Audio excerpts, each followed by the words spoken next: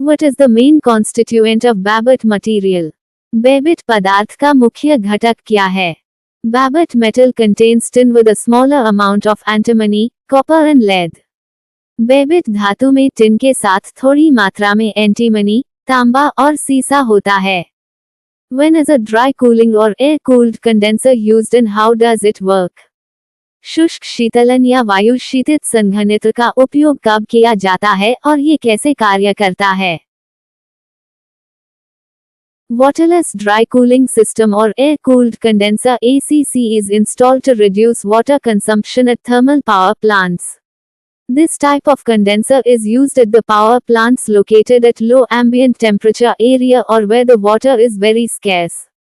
Air-cooled condenser is a heat exchanger which condenses the turbine exhaust steam inside the fin tubes by ambient air instead of cooling water. ताप विद्युत संयंत्रों में जल की खपत कम करने के लिए जलरहित शुष्क शीतलन प्रणाली या वायु शीतित संघनित्र ACC स्थापित किया जाता है. इस प्रकार के संघनित्र का उपयोग कम परिवेशीय तापमान वाले क्षेत्रों या जहां जल की अत्यधिक कमी होती है स्थित विद्युत संयंत्रों में किया जाता है. वायु शीतित संघनित्र एक ऊष्मा विनिमायक है जो शीतलन जल के बजाय परिवेशी वायु द्वारा पंखदार नलिकाओं के अंदर टरबाइन से निकलने वाली भाप को संघनित करता है. What is the process of IGCC power generation? IGCC विद्युत उत्पादन की प्रक्रिया क्या है? IGCC plant uses a gasifier to convert coal or any solid fuel into synthesis gas or syngas which is used for power generation by the combined cycle technology. Gasification is the process of converting coal to gaseous fuel through partial oxidation. IGCC संयंत्र कोयले या किसी भी ठोस ईंधन को संश्लेषण gas या सिनेगैस में परिवर्तित करने के लिए गैसीफायर का उपयोग करता है, जिसका उपयोग संयुक्त चक्र तकनीक द्वारा विद्युत उत्पादन के लिए किया जाता है.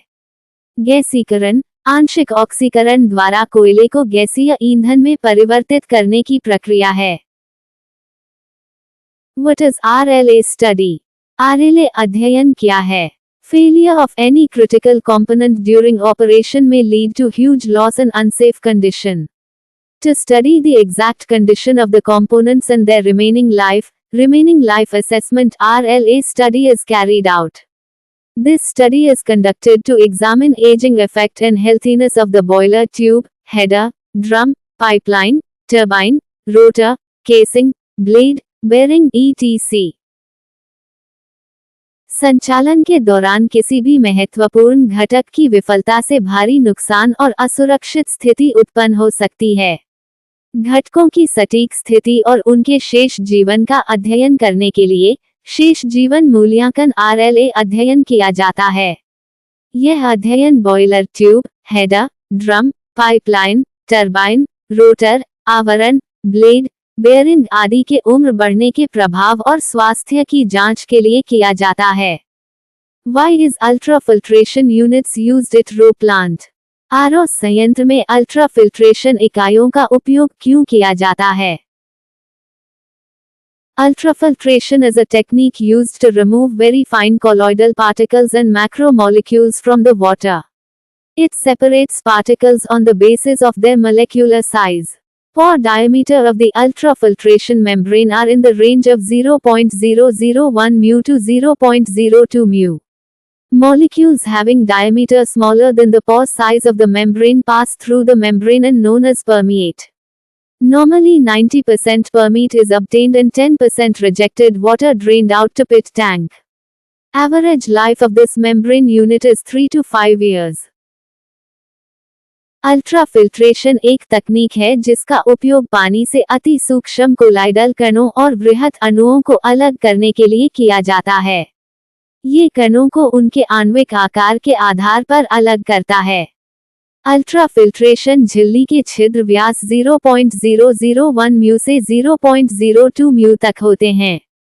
झिल्ली के छिद्र आकार से छोटे व्यास वाले अणु झिल्ली से होकर गुजरते हैं और इन्हें परमिट कहा जाता है. सामान्यतः 90% परमिट प्राप्त होता है और 10% अस्वीकृत जल गड्ढे वाले टैंक में बहा दिया जाता है. इस झिल्ली इकाई का औसत जीवन काल 3 से 5 वर्ष होता है।